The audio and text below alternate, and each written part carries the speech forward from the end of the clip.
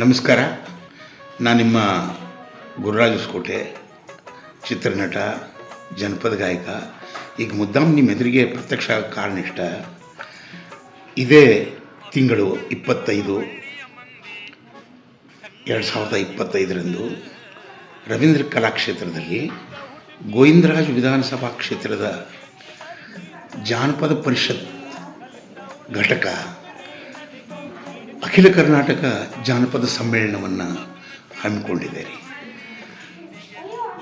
Doctor Balaji, ಜಾನಪದ ಬಾಲಾಜಿ ಅವರ ನೇತೃತ್ವದಲ್ಲಿ ನಡೀತಕ್ಕಂಥ ಈ ಜನಪದ ಸಮ್ಮೇಳನ ಒಂದು ವಿಶೇಷವಾಗಿರ್ತಕ್ಕಂಥ ಸಮ್ಮೇಳನ ಆಗುತ್ತೆ ಅಂಥೇಳಿ ನನ್ನ ಅನಿಸಿಕೆ. ಕಾರಣ ಏನಂತಂದರೆ, ವಿಚಿತ್ರವಾಗಿರ್ತಕ್ಕಂಥ ಜಾನಪದ ಕಾರ್ಯಕ್ರಮಗಳು, ಜಾನಪದ ಗೋಷ್ಠಿಗಳು, ಜಾನಪದ ಕಲಾವಿದರ ಕಲಾ ಪ್ರದರ್ಶನ ನಡೀತೈತಿ.